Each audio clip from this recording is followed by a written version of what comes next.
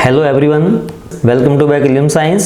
आज हम एक नया टॉपिक स्टार्ट करेंगे, पी ब्लॉक एलिमेंट्स। तो सबसे पहले हम देखते हैं कि पीरियोडिक टेबल में किन एलिमेंट्स को पी ब्लॉक एलिमेंट्स कहा गया है। तो पी ब्लॉक एलिमेंट्स की जो डेफिनेशन दी गई है, those elements in which last electron enters in p subshell are called as p block elements. अब अगर हम पीरियोडिक टेबल को देखते हैं तो जो पीरियोडिक टेबल है उसमें जो पी ब्लॉक एलिमेंट्स हैं उनके 6 ग्रुप दिए हुए हैं, ग्रुप नंबर 13 to 18। तो ये 6 ग्रुप क्यों हैं पीरियोडिक टेबल में, उसका हम रीज़न देखते हैं। तो जो पी सबशेल होता है उस पी सबशेल में 3 ऑर्बिटल्स होते हैं। ईच ऑर्बिटल होता है उसमें 2 इलेक्ट्रॉन रह सकते हैं और वो भी अपोजिट स्पिन के। तो जो 3 ऑर्बिटल्स आए हैं उनमें टोटल 6 इलेक्ट्रॉन आ सकते हैं। इस कारण से जो पीरियोडिक टेबल है उसमें जो पी ब्लॉक एलिमेंट्स के 6 ग्रुप दिए हुए हैं। जो पी ब्लॉक एलिमेंट्स हैं उनके हर ग्रुप का एक हेड एलिमेंट होगा और वो हेड एलिमेंट 13 ग्रुप की बात करें तो बोरॉन है। तो इस फैमिली को, जो बोरॉन वाला 13 ग्रुप है, इसको हम बोरॉन फैमिली कहेंगे। 14 ग्रुप में कार्बन तो कार्बन फैमिली, 15 ग्रुप में नाइट्रोजन तो कहलाएगी नाइट्रोजन फैमिली, और 16 ग्रुप में ऑक्सीजन है तो ऑक्सीजन फैमिली, या इसको हम चैल्कोजेंस भी कहेंगे। और जो 17 ग्रुप है जिसमें होगा फ्लोरीन और इन ग्रुप के एलिमेंट्स को हम बोलेंगे हैलोजेंस भी कहेंगे। और जो 18 ग्रुप है वो होती है नोबल गैसेस होगी इसमें। अब अगर इन पी ब्लॉक एलिमेंट्स का जो कॉमन इलेक्ट्रॉनिक कॉन्फ़िगरेशन देखा जाए तो वो हो जाएगा NS2 Np126 accept helium. Helium में हम जो इलेक्ट्रॉनिक कॉन्फ़िगरेशन लिखते हैं वो होता है 1s2 होता है। जो पीरियोडिक टेबल है उस पीरियोडिक टेबल में पी ब्लॉक एक ओनली ऐसा ब्लॉक है जिसमें मेटल्स, नॉन मेटल्स और मेटलॉइड तीनों ही प्रेजेंट होते हैं। बाकी पीरियोडिक टेबल में ये तीनों ही कैटेगरी कहीं नहीं मिलती हैं। ये आपके सामने पीरियोडिक टेबल दी हुई है। इस पीरियोडिक टेबल में अगर हम देखते हैं तो जो पी ब्लॉक है वो मैंने अभी बताया आपको, स्टार्ट फ्रॉम 13 ग्रुप टू 18। तो ये 6 ग्रुप हो गए पी ब्लॉक के। अब अगर हम पीरियोडिक टेबल में मेटेलिक प्रॉपर्टी को डिस्कस करते हैं तो जो मेटेलिक प्रॉपर्टी होगी वो लेफ्ट टू राइट, जब पीरियड में हम लेफ्ट टू राइट चलेंगे तो क्या होगा, मेटेलिक प्रॉपर्टी डिक्रीज होगी। मतलब जो एलिमेंट का मेटेलिक टू कहाँ जाएगा, वो नॉन मेटेलिक एलिमेंट में कन्वर्ट होगा। मेटेलिक कैरेक्टर का क्या सेंस हुआ कि अगर किसी के इलेक्ट्रॉन लूज करने की टेंडेंसी ज़्यादा है तो वो एलिमेंट क्या कहलाएगा, मेटल्स कहलाएगा। जब हम लेफ्ट टू राइट जाते हैं तो उनके इलेक्ट्रॉन लूज करने की टेंडेंसी क्या होती है, डिक्रीज होती है। That mean the metallic character क्या होगा, डिक्रीज होगा। If we move down in the group तो हम क्या देखते हैं कि साइज बढ़ती है एटम की, क्या होगी, साइज बढ़ेगी। और जब साइज बढ़ती है तो जो आउटर मोस्ट का इलेक्ट्रॉन है उसके ऊपर न्यूक्लियस का फोर्स ऑफ अट्रैक्शन क्या होगा, डिक्रीज होगा। और जब डिक्रीज होगा तो इलेक्ट्रॉन लूज करने की टेंडेंसी क्या होगी, इंक्रीज होगी। तो ग्रुप में अप टू डाउन जब जाएंगे तो मेटेलिक कैरेक्टर क्या बोलेंगे, हम इंक्रीज करेंगे। तो जो एस ब्लॉक से हम पी ब्लॉक की तरफ जाएंगे तो मेटेलिक कैरेक्टर डिक्रीज हो गए। ये किस में कन्वर्ट हो रहे हैं, नॉन मेटल्स में हो रहे हैं। तो जो नोबल गैसेस होगी वो कैसी अपने पास, नॉन मेटेलिक कैरेक्टर हो गया। जैसे फ्लोरीन, क्लोरीन, ब्रोमीन, ये सारा का सारा क्या है, नॉन मेटल्स है। जो पी ब्लॉक एलिमेंट्स है उनकी हम क्या देखते हैं, यहाँ ऑक्सीडेशन स्टेट देखते हैं। तो आपके सामने एक टेबल आई है जिसमें ग्रुप और उनका जनरल इलेक्ट्रॉनिक कॉन्फ़िगरेशन लिखा हुआ है। तो पहले इलेक्ट्रॉनिक कॉन्फ़िगरेशन देखते हैं कि 13 ग्रुप में NS2 Np1, तो आउटर मोस्ट सेल में कितने इलेक्ट्रॉन हो गए, 3 इलेक्ट्रॉन हो गए। अगर मैं 14 ग्रुप की बात करता हूँ तो S में तो सबके 2 इलेक्ट्रॉन रहेंगे। P में धीरे धीरे इलेक्ट्रॉन क्या हो रहा है, 13 से 18 की तरफ जा रहा है, तो धीरे धीरे इलेक्ट्रॉन क्या हो रहा है, P में बढ़ रहा है। तो जो लास्ट इलेक्ट्रॉन है वो हम कहाँ ऐड कर रहे हैं, P में कर रहे हैं। That's why these elements belongs to p block elements. अब अगर हम इनकी ऑक्सीडेशन नंबर देखें तो इनके ऑक्सीडेशन नंबर एक तो आएगा ग्रुप ऑक्सीडेशन नंबर, जो इनका हाईएस्ट ऑक्सीडेशन नंबर होगा। तो ग्रुप ऑक्सीडेशन नंबर किसके इक्वल होगा, वो होगा उनके आउटर मोस्ट सेल में जो इलेक्ट्रॉन है NS और P, उन दोनों के इलेक्ट्रॉन का सम होगा तो वो उस एलिमेंट का ग्रुप ऑक्सीडेशन नंबर कहलाएगा। तो अगर हम 13 ग्रुप की बात करते हैं तो 13 ग्रुप में S में कितने इलेक्ट्रॉन है, 2 है, और P में कितना इलेक्ट्रॉन है, 1 है। तो टोटल कितना हुआ, 3 हुआ ना। दैट मीन 13 ग्रुप के एलिमेंट का जो ग्रुप ऑक्सीडेशन नंबर होगा वो कितना होगा, 3 होगा। अब अगर हम 14 ग्रुप की बात करते हैं जो कार्बन फैमिली है, तो आउटर मोस्ट सेल में इसके 4 इलेक्ट्रॉन है, S में 2 और P में 2। तो sum of NS and NP electron कितना हो जाएगा, 4 होगा। तो इसका जो ग्रुप ऑक्सीडेशन नंबर है वो कितना होगा, 4 होगा।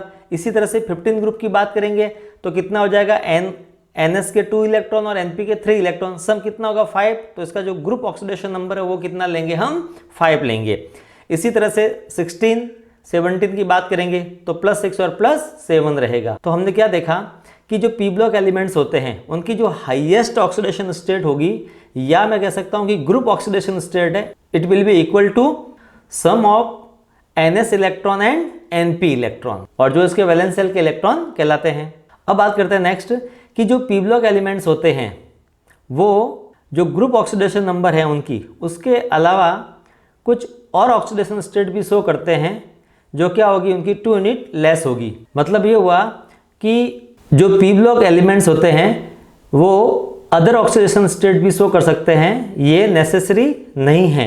जो पी ब्लॉक एलिमेंट्स हैं वो अदर ऑक्सीडेशन स्टेट भी शो करते हैं, और ये जो ऑक्सीडेशन स्टेट होगी वो क्या होगी, उनके जो वैलेंस इलेक्ट्रॉन हैं उनसे वो 2 यूनिट क्या होगी, डिफर होगी, या 2 यूनिट क्या होगी, वो उसमें डिफरेंस रहेगा, उसकी जो ग्रुप ऑक्सीडेशन नंबर है और उसकी डिफरेंट ऑक्सीडेशन जो अदर ऑक्सीडेशन आ रही है उसमें। ये जरूरी नहीं है कि हर एक एलिमेंट ये डिफर ऑक्सीडेशन स्टेट शो करे।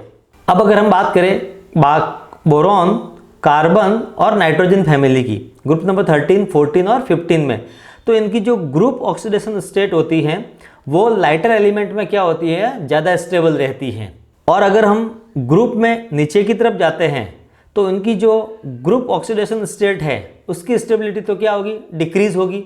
और जो अदर ऑक्सीडेशन स्टेट शो की गई है जो कि वैलेंस शेल के इलेक्ट्रॉन से 2 यूनिट क्या थी, कम थी, उसकी स्टेबिलिटी क्या होती है, इंक्रीज होती है। That mean if we move down in the group, the stability of higher oxidation state decrease while the stability of lower oxidation state increase।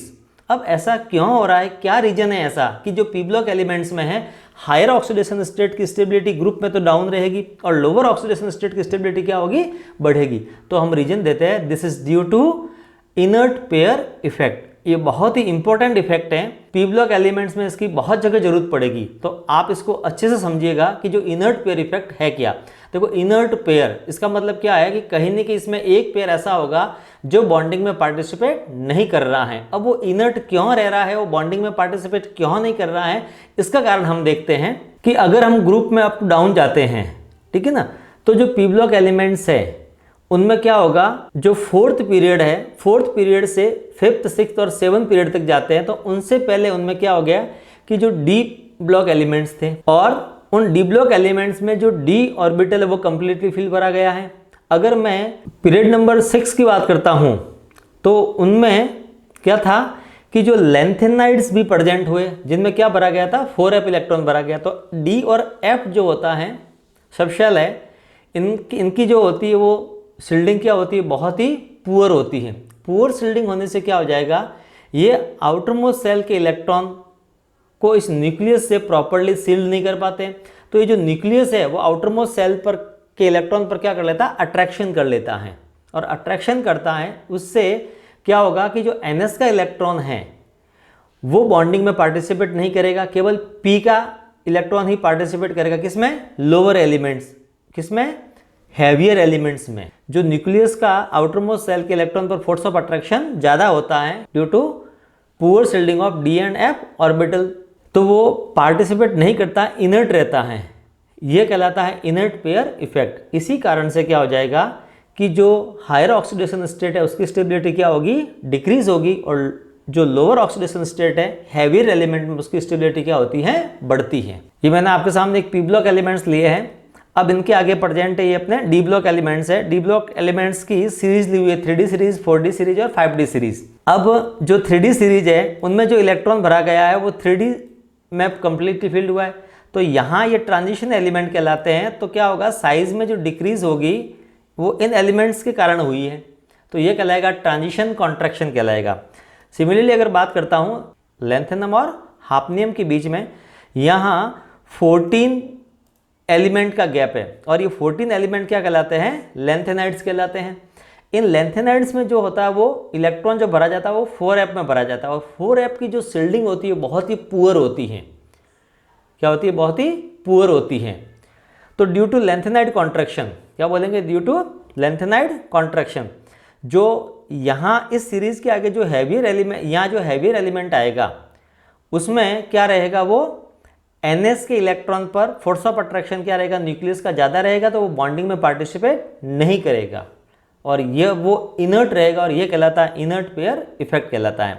तो डाउन द ग्रुप जाएंगे तो देखो क्या हुआ कि लैंथेनाइड कॉन्ट्रैक्शन से क्या हुआ कि ये जो NS इलेक्ट्रॉन रहता है, ये NS इलेक्ट्रॉन क्या होता है? हैवियर एलिमेंट में बॉन्डिंग में पार्टिसिपेट नहीं करता है। अब अगर ग्रुप में अप टू डाउन जा रहे हैं तो स्टेबिलिटी क्या बताएगी? हायर ऑक्सीडेशन स्टेट की डिक्रीज, और जो लोअर ऑक्सीडेशन स्टेट है उसकी स्टेबिलिटी क्या हो रही है? इंक्रीज हो रही है। अब देखो जो पी ब्लॉक एलिमेंट्स होता है उसमें एक बात हम और ध्यान रखेंगे, जब आगे इनकी ग्रुप वाइज स्टडी की जाएगी, पी ब्लॉक एलिमेंट्स के ईच ग्रुप का जो फर्स्ट मेंबर होगा, फर्स्ट एलिमेंट होगा, वो अपने ग्रुप के अदर एलिमेंट से प्रॉपर्टी में क्या करेगा? वो डिफरेंस शो करेगा। उसकी जो प्रॉपर्टी होगी वो अदर एलिमेंट से डिफरेंट होगी। अब क्या रीजन हुआ कि वो एलिमेंट डिफरेंट बिहेवियर शो कर रहा है? तो हम रीजन देते हैं कि जो फर्स्ट एलिमेंट होता है ग्रुप का, उसकी साइज स्मॉल होगी, उसकी जो इलेक्ट्रोनेगेटिविटी होगी वो हाई होगी, उसका IP होगा वो हाई होगा। इसके बाद में एक इम्पोर्टेंट फैक्टर है कि जो फर्स्ट एलिमेंट है वो सेकंड पीरियड का होगा, और सेकंड पीरियड के एलिमेंट के वैलेंस सेल में D सबशेल या D ऑर्बिटल एब्सेंट होता है। ड्यू टू दिस कॉजेज जो फर्स्ट एलिमेंट होता है वो क्या करता है? डिफरेंट बिहेवियर शो करता है अपने ग्रुप के अदर एलिमेंट से। अब जो सेकंड पीरियड के एलिमेंट्स होते हैं उनमें D सबशेल क्या होता है? नहीं होता है। कौन सा होता है उसमें? 2s और 2p होता है, तो 4 ऑर्बिटल प्रेजेंट है। इसका मतलब ये मैक्सिमम कोवेलेंसी अगर शो करेंगे तो कितनी करेंगे? वो 4 करेंगे। अगर नाइट्रोजन की बात करते हैं तो नाइट्रोजन मैक्सिमम कोवेलेंसी कितनी कर सकता है? 4 कर सकता है। बोरॉन कितनी कर सकता है? 4 कर सकता है। कार्बन कितनी कर सकता है? 4 कर सकता है, क्योंकि इनके वैलेंस सेल में D सबशेल या D ऑर्बिटल नहीं होता है। अगर हम थर्ड पीरियड एलिमेंट और उसके आगे वाले पीरियड के एलिमेंट्स की बात करेंगे, 3 to 7 तक अगर जाता है पीरियड नंबर में, तो उन सभी एलिमेंट्स के आउटर मोस्ट सेल में क्या होता है? D ऑर्बिटल या D सबसेल प्रेजेंट होता है। Due to this they expand their covalency beyond 4, तो वो 4 से ज़्यादा अपनी कोवेलेंसी को इंक्रीज कर सकते हैं। किस कारण से? Due to presence of D subshell in their valence shell. Clear है? एग्जाम्पल दिया हुआ है, जैसे मैं अगर बोरॉन का टेट्राफ्लोराइड लिया हुआ है ये, तो बोरॉन जो होता है वो 13 ग्रुप का है ना? इसके पास 3 इलेक्ट्रॉन प्रेजेंट है, लेकिन एक वैकेंट ऑर्बिटल होता है। इस कारण से क्या करता है? ये इलेक्ट्रॉन लेकर के और अपनी कोवैलेंसी मैक्सिमम 4 कर सकता है, लेकिन इससे ज़्यादा आगे वो कोवैलेंसी शो नहीं करेगा। क्यों नहीं करेगा? क्योंकि D सबसेल या D ऑर्बिटल एब्सेंट है। लेकिन इसी ग्रुप का एक एलिमेंट होता है एल्यूमिनियम है, जो कि थर्ड पीरियड का एलिमेंट होता है। इसके आउटर मोस्ट सेल में D सबसेल प्रेजेंट होता है, तो ये क्या करता है? कोवैलेंसी बढ़ा देता है, और यहाँ कोवैलेंसी कितनी आ रही है? उसकी 6 हो रही है। तो कारण क्या हो बढ़ाने का? कि इन एल्यूमिनियम या उसके आगे वाले जो एलिमेंट्स हैं उनके आउटर मोस्ट सेल में D ऑर्बिटल क्या होगा? प्रेजेंट होगा। अब बात करते हैं जो ग्रुप होता है उसका जो फर्स्ट मेंबर होता है उसमें एक एबिलिटी होती है किसकी? p-pi बॉन्डिंग की, खुद के साथ या सेकेंड पीरियड के अदर एलिमेंट्स के साथ। ये जो टेंडेंसी होती है p-pi बॉन्डिंग की, हैवियर एलिमेंट में नहीं होती है। अब इन एलिमेंट्स में क्यों होती है? जो फर्स्ट एलिमेंट्स है ग्रुप का उसमें क्यों होती है? क्योंकि उनकी साइज छोटी होती है और इनके ऑर्बिटल्स में जो ओवरलैपिंग होती है वो ओवरलैपिंग क्या होगी? इफेक्टिव ओवरलैपिंग होगी। इस कारण से ये p-pi बॉन्डिंग बना सकते हैं। लेकिन इसी ग्रुप के, इनके ग्रुप के अदर जो हैवियर एलिमेंट में वो टेंडेंसी नहीं होती है due to their large size. तो जो बॉन्डिंग होगी वो इफेक्टिव नहीं होगी। अब एक N2 मॉलिक्यूल का एग्जांपल लेकर के मैं क्लियर करता हूं। नाइट्रोजन का यहाँ ट्रिपल बॉन्ड है ना, तो ये ट्रिपल बॉन्ड में एक तो सिग्मा बॉन्ड होता है और 2 क्या बनेंगे? Pi bond. तो जब p ऑर्बिटल साइडवे ओवरलैपिंग करते हैं, ये साइडवे ओवरलैपिंग बताई गई है एक p की दूसरे p के साथ, तो क्या बनेगा? Pi bond. तो 2 p ऑर्बिटल मिल रहे तो उसको बोल दिया p-pi बॉन्डिंग कहा गया। अब नाइट्रोजन मॉलिक्यूल लेते हैं। नाइट्रोजन के आउटर मोस्ट सेल में कितने इलेक्ट्रॉन हो जाएंगे? 5 इलेक्ट्रॉन हो जाएंगे। S में 2 और P में 3 हो गए। दूसरा नाइट्रोजन एटम लिया, उसमें भी कितने इलेक्ट्रॉन प्रेजेंट है? 5 इलेक्ट्रॉन प्रेजेंट है। अब जो S के ऑर्बिटल है वो बॉन्डिंग में पार्टिसिपेट नहीं करेंगे क्योंकि फुल फील्ड है। अब अगर पी की बात करें तो एक पी दूसरे पी के साथ जब पहला ओवरलैपिंग करेगा तो वो हेड टू हेड होगा। 3p जब आपस में मिलते हैं तो पॉसिबिलिटी हमेशा रहेगी एक तो बनेगा हेड टू हेड ओवरलैपिंग, उससे सिग्मा बॉन्ड बनेगा, और बाकी जो 2 ऑर्बिटल होंगे वो कैसे करेंगे, साइडवे ओवरलैपिंग करेंगे। और जब साइडवे ओवरलैपिंग होती है तो वो हमेशा कौन सा बॉन्ड बनाता है, पाई बॉन्ड बनाता है, जो कि आपको डायग्राम में यहाँ पर शो किया गया है। तो देखो नाइट्रोजन का p ऑर्बिटल पहला यूज हुआ तो कौन सा आया, सिग्मा बॉन्ड बना। अब जो सेकेंड ऑर्बिटल उसका यूज हो रहा है इलेक्ट्रॉन, पहला जब इलेक्ट्रॉन यूज हुआ तब कौन सा बॉन्ड बना, सिग्मा। अब जो सेकंड इलेक्ट्रॉन यूज हुआ तो कौन सा बॉन्ड बना, पाई। अब देखो थर्ड इलेक्ट्रॉन वापस यूज किया तो कौन सा बना, पाई। तो यहाँ नाइट्रोजन के बीच में जो ये क्या बने, पाई बॉन्ड बने। अब ये एक नाइट्रोजन दूसरे नाइट्रोजन के साथ पाई बॉन्ड बनाने की टेंडेंसी क्यों रख रहा है, क्योंकि नाइट्रोजन की साइज क्या है, छोटी है। इसी ग्रुप का फॉस्फोरस होता है लेकिन वो ट्रिपल बॉन्ड बनाने की टेंडेंसी नहीं रखता है, क्योंकि फॉस्फोरस की एटॉमिक साइज क्या हो जाएगी, बड़ी हो जाएगी। तो उसमें जो ओवरलैपिंग वो ओवरलैपिंग क्या होगी, इफेक्टिव नहीं होगी। ये आगे हम ग्रुप नंबर 15 में अच्छे से और आगे पढ़ेंगे हम लोग। अब नेक्स्ट लेते हैं कि जो हैवियर एलिमेंट होते हैं उनमें पी पाई बॉन्डिंग की तो टेंडेंसी नहीं होगी, लेकिन वो एलिमेंट्स क्या कर सकते हैं, पी पाई बॉन्डिंग या डी पाई बॉन्डिंग बना सकते हैं। अब देखो पी पाई तो क्लियर कर दिया मैंने कि एक पी का दूसरे पी के साथ, तो डी पाई क्या हुआ, एक एलिमेंट का डी ऑर्बिटल दूसरे एलिमेंट के पी ऑर्बिटल के साथ साइड में ओवरलैपिंग करेगा तो कौन सा बनेगा, डी पी पाई, और दोनों अगर डी ऑर्बिटल पार्टिसिपेट करे तो वो डी पाई कहलाएगा। ये डायग्राम आपके सामने दिया हुआ है।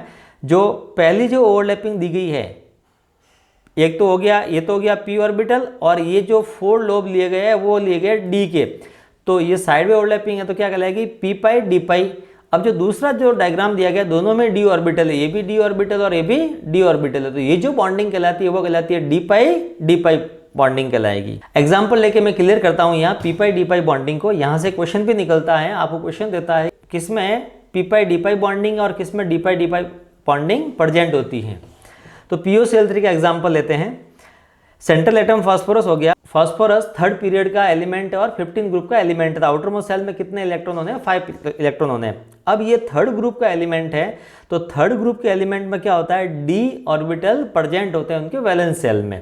तो अभी मैंने कहा था कि ये कोवैलेंस से क्या कर सकते हैं, बढ़ा सकते हैं।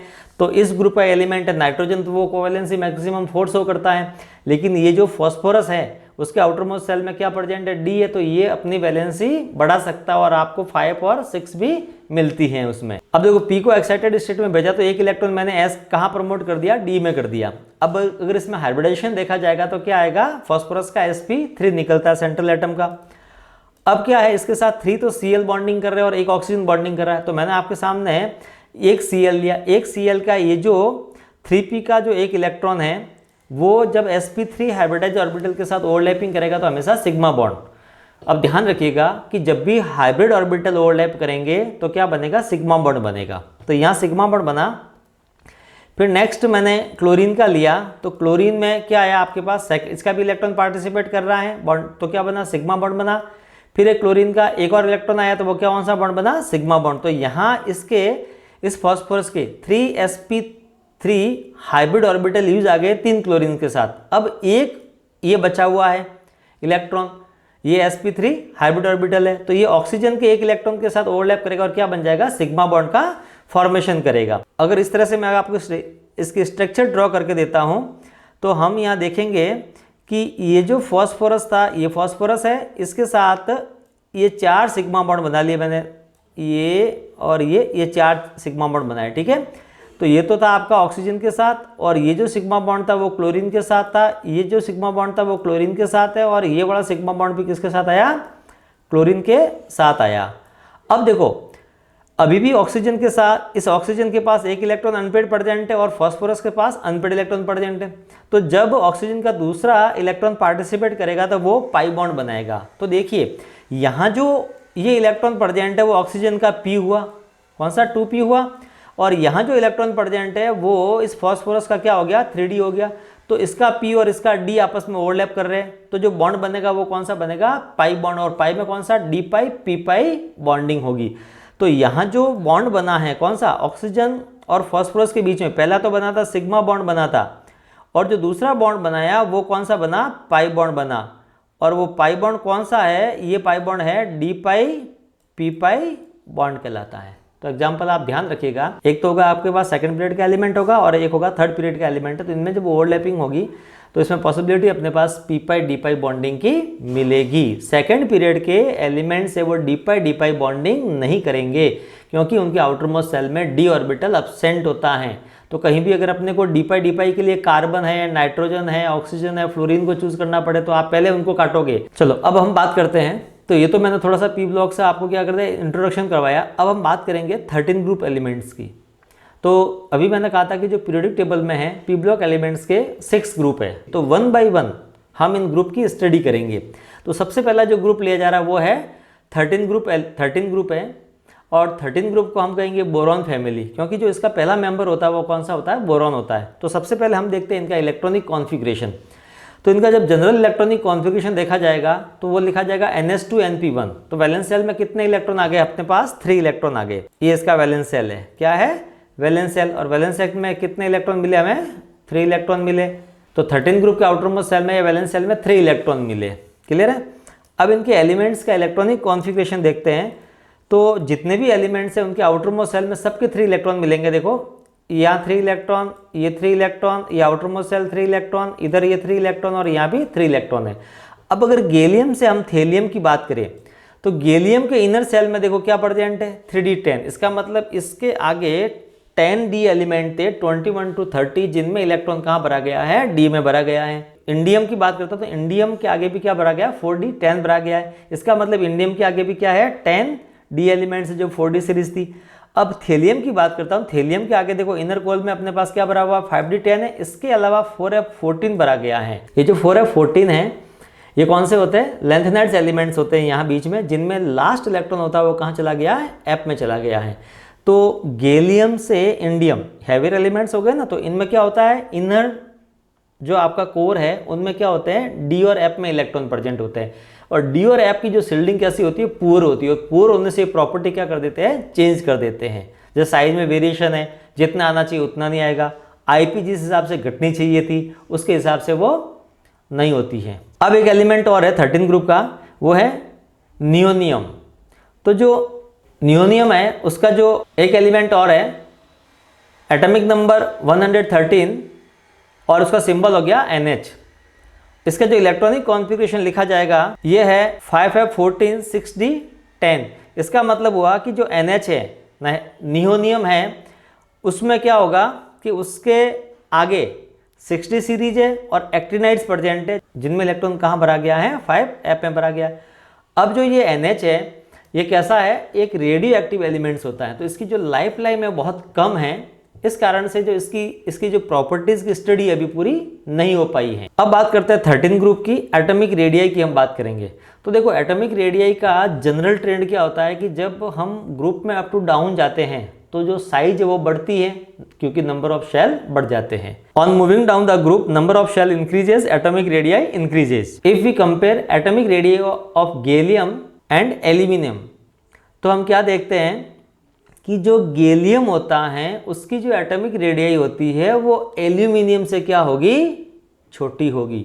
जबकि होना क्या चाहिए था, बढ़नी चाहिए थी, क्योंकि ग्रुप में हम कहाँ जा रहे हैं, अप टू डाउन जा रहे हैं। अप टू डाउन तो एल्यूमिनियम के बाद गैलियम आ रहा है। तो साइज, जब नंबर ऑफ शेल बढ़े तो साइज बढ़नी चाहिए थी, लेकिन साइज डिक्रीज होने का क्या रीजन हुआ। तो यहाँ से आपको एक क्वेश्चन मिल सकता है, ये बहुत ही बढ़िया क्वेश्चन बनता है यहाँ से। अब उसका रीजन देखते हैं। देखो अभी मैंने आपको इलेक्ट्रॉनिक कॉन्फ़िगरेशन बताया था, तो उसमें बताया था कि जो गैलियम होता है उससे पहले क्या प्रेजेंट है, अपने 10d एलिमेंट प्रेजेंट है। इस atomic number 21 to 30, scandium to zinc, इनमें जो इलेक्ट्रॉन जाता है वो कहाँ जाता है, 3d में जाता है। और जो 3d जो इलेक्ट्रॉन्स है, जो सबशेल या ऑर्बिटल्स हो गया, उसकी जो शिल्डिंग इफेक्ट क्या होता है, बहुत ही पुअर होता है। जो 3d सबशेल है उसका जो शिल्डिंग इफेक्ट क्या होता है, पुअर होता है। जब वो पुअर है तो क्या करता है कि जो आउटर मोस्ट सेल के इलेक्ट्रॉन को न्यूक्लियस से प्रॉपर्ली शील्ड नहीं कर पाता, तो न्यूक्लियस का आउटर मोस्ट सेल के इलेक्ट्रॉन पर फोर्स ऑफ अट्रैक्शन क्या होता है, बढ़ जाता है। तो थोड़ा सा वो श्रिंक हो जाता है, पास में आ जाता है। इस कारण से साइज क्या हो जाती है, डिक्रीज हो जाती है। तो ये डी ब्लॉक एलिमेंट से हुई या ट्रांजिशन एलिमेंट के कारण हुई है, तो ये ट्रांजिशन कॉन्ट्रैक्शन भी कहलाता है। तो ये क्लियर आपके पास कारण। और ये मैंने एक स्ट्रक्चर दी हुई है, देखो ये है बाबा अली गाय इंडियन ताल, जो कौन सा है, 13 ग्रुप है। अब 13 ग्रुप में गैलियम के आगे कौन से एलिमेंट भरे गए, यहाँ पर ये 10 एलिमेंट्स है जिनमें क्या भरा गया है, डी भरा गया, और ये था ट्रांजिशन कॉन्ट्रैक्शन। अब इंडियम और थेलियम के आगे आपको 4d और 5d सीरीज मिलती है, और थेलियम के आगे पर हम देखते हैं तो यहाँ हमें कितना 14 एलिमेंट का गैप मिलता है जो लैंथेनाइड से, और इनमें जो इलेक्ट्रॉन है वो कहाँ भरा जाता है, 4f में भरा जाता है। तो यहाँ एक टर्म आती है कि लैंथेनाइड कॉन्ट्रैक्शन, क्या होती है, लैंथेनाइड कॉन्ट्रैक्शन। लैंथेनाइड के कारण साइज में जो कमी होती है वो लैंथेनाइड कॉन्ट्रैक्शन कहलाएगी। क्या वर्ड आता है, एक लैंथेनाइड कॉन्ट्रैक्शन। तो लैंथेनाइड कॉन्ट्रैक्शन के कारण हम या इंडियम से थेलियम की तरफ आते हैं तो जितनी साइज हमें बड़ी हुई मिलनी चाहिए थी उतनी साइज बड़ी हुई मिलती नहीं है। अब हम बात करते हैं आयोनाइजेशन एंथैल्पी। तो आयोनाइजेशन एंथैल्पी होती है, इसको डिफाइन कैसे करते हैं हम लोग, कि the amount of energy required to remove valence electron from isolated gaseous atom. तो जो भी एनर्जी लग रही है वो क्या कहलाएगी, आईपी कहलाएगी। अगर एनर्जी ज़्यादा है तो आईपी की वैल्यू क्या हो जाएगी, ज़्यादा हो जाएगी। अगर हम इसका जनरल ट्रेंड देखते हैं तो लेफ्ट टू राइट जाते हैं तो साइज डिक्रीज होती है, तो जो आउटर मोस्ट सेल का इलेक्ट्रॉन है फोर्स ऑफ अट्रैक्शन ज़्यादा होता है। इलेक्ट्रॉन निकालने के लिए एनर्जी क्या चाहिएगी, ज़्यादा चाहिएगी, तो आईपी भी क्या होगी, बढ़ेगी। और अप टू डाउन जब हम ग्रुप में जाएंगे तो साइज बढ़ती है, और साइज बढ़ने से क्या होगी, जो फोर्स आउटर मोस्ट सेल का इलेक्ट्रॉन है उस पर फोर्स ऑफ अट्रैक्शन क्या होगा, कम होगा, और कम होगा तो वो इलेक्ट्रॉन लूजली बॉन्डेड है, इलेक्ट्रॉन निकालने के लिए एनर्जी क्या चाहिए, कम चाहिए, तो आईपी क्या होगी, डिक्रीज होनी चाहिए। अब अगर हम 13 ग्रुप के एलिमेंट की बात करते हैं, किसकी, 13 ग्रुप के एलिमेंट्स की बात करते हैं, तो जो इनके एलिमेंट्स होते हैं उनकी जो फर्स्ट 3 आईपी की जो वैल्यू का जो सम होता है बहुत ज़्यादा हाई होता है। इसका मतलब है कि 3 इलेक्ट्रॉन लूज करके वो आयंस का फॉर्मेशन थोड़ा मुश्किल से करते हैं। तो जो बोरॉन होता है, बोरॉन के लिए अगर हम बात करेंगे तो बोरॉन के लिए ये वैल्यू इतनी हाई होती है कि वो 3 इलेक्ट्रॉन लूज करके वो आयंस का फॉर्मेशन नहीं करेगा, आयनिक बॉन्ड का फॉर्मेशन बोरॉन नहीं करेगा। तो बोरॉन कौन से बॉन्ड बनाएगा, हमेशा कोवैलेंट बॉन्ड ही बनाएगा। क्लियर है चीजें, क्यों, रीजन क्या होगा कि इसकी जो 3 आईपी का जो सम है बहुत ज़्यादा हाई होता है। अब अगर हम ग्रुप में अप टू डाउन जाते हैं तो जो आईपी होती है वो स्मूथली डिक्रीज नहीं होती है, स्मूथली डिक्रीज नहीं होती है। वो स्मूथली डिक्रीज क्यों नहीं हो रही है उसका हम लोग रीजन देखते हैं। अगर हम बोरॉन टू एल्यूमिनियम जाते हैं तो जो आईपी है वो डिक्रीज हो रही है, रीजन था सीधा सा, क्योंकि नंबर ऑफ शेल बढ़े। अब अगर हम एल्यूमिनियम से गैलियम गए, गैलियम से इंडियम गए, इंडियम से थेलियम की तरफ जाते हैं तो यहाँ जो आईपी में जो वेरिएशन मिल रहा है, जो आईपी जो डिक्रीज हो रही है वो स्मूथली नहीं हो रही है। तो वो स्मूथली नहीं होने का रीजन क्या हुआ कि ये जो एलिमेंट्स हैं गैलियम से स्टार्ट करेंगे तो गैलियम से थेलियम तक जाएंगे, तो अभी मैंने बताया कि इनके आगे डी ऑर्बिटल्स भी, डी ब्लॉक एलिमेंट्स भी और एफ ब्लॉक एलिमेंट्स भी प्रेजेंट है। तो इनमें क्या होता है कि इलेक्ट्रॉन जो कहाँ गया था, डी ऑर्बिटल और एफ ऑर्बिटल में गया था, और डी और एफ ऑर्बिटल की जो शिल्डिंग थी क्या थी, पुअर थी। तो जो आउटर मोस्ट सेल का इलेक्ट्रॉन था उस पर फोर्स ऑफ अट्रैक्शन क्या रहता है, ज़्यादा रहता है, ठीक है ना। तो इलेक्ट्रॉन थोड़ा सा क्या होता है, मुश्किल से निकलता है। तो जो वैल्यू स्मूथली डिक्रीज होनी थी आईपी की वो हो नहीं पाती है, इसलिए वो क्या करता है, थोड़ा सा इर्रेगुलरिटी शो करता है। अभी आपके सामने अगर हम वैल्यू को कंपेयर करते हैं, देखो ये एलिमेंट लिए गया है 13 ग्रुप के। अगर मैं आपको एटॉमिक रेडियस की बात करता हूं तो मैंने आपको अभी बताया था कि बोरॉन से एल्यूमिनियम पर आए तो देखो साइज बहुत ज़्यादा इंक्रीज हो रही है क्योंकि नंबर ऑफ शेल बढ़े। तो जब हम एल्यूमिनियम से गैलियम पर आए तो भी तो नंबर ऑफ शेल बढ़े थे, लेकिन यहाँ जाकर वेरिएशन देखते हो देखो तो ज़्यादा वेरिएशन नहीं है। तो मैंने आपको कारण दिया है कि इसके पहले कौन प्रेजेंट है, 10 डी एलिमेंट्स प्रेजेंट है। तो ड्यू टू ट्रांजिशन कॉन्ट्रैक्शन जो गैलियम की जो साइज है वो एल्यूमिनियम से क्या होती है, छोटी होती है। अब अगर हम गैलियम और इंडियम को बात करते हैं तो भी वेरिएशन ज़्यादा नहीं है, और अगर इंडियम और थेलियम को भी देखें तो भी वेरिएशन ज़्यादा नहीं है, क्योंकि इंडियम और थेलियम के बीच में यहाँ अचानक एक तो हम देखेंगे जो एटॉमिक नंबर है उसमें डिफरेंस 32 का आ रहा है। तो जो न्यूक्लियस होता है उसमें एक साथ 32 यूनिट न्यूक्लियर चार्ज एक साथ बढ़ता है, और दूसरा इनके आगे लेंथेनाइड्स भी होता है। तो लेंथेनाइड कॉन्ट्रैक्शन हुआ, उस कारण से क्या होता है कि जो आउटर मोस्ट सेल का इलेक्ट्रॉन उस पर फोर्स ऑफ अट्रैक्शन क्या होगा, ज़्यादा होगा। अब अगर आईपी की बात की जाए तो आईपी देखो बोरॉन और एल्यूमिनियम की कंपेयर करते हैं तो क्या हुई, आईपी बहुत ज़्यादा डिक्रीज हुई है क्योंकि नंबर ऑफ शेल बढ़े थे। लेकिन अगर हम एल्यूमिनियम और गैलियम को कंपेयर करें तो यहाँ वेरिएशन बहुत ही कम है, ऑलमोस्ट क्या मिल रही है, आईपी हमें ऑलमोस्ट सेम मिल रही है। और अगर मैं गैलियम और इंडियम की बात करता हूं तो देखो आईपी थोड़ी सी क्या हुई है, डिक्रीज हुई है, और लास्ट में इंडियम से थेलियम की तरफ गया तो आईपी वापस क्या हुई, यहाँ पर इंक्रीज हुई है। तो ये इंक्रीज होने का रीजन क्या हुआ, यहाँ पर लेंथेनाइड कॉन्ट्रैक्शन हुआ। ये thank you for watching Ilium science.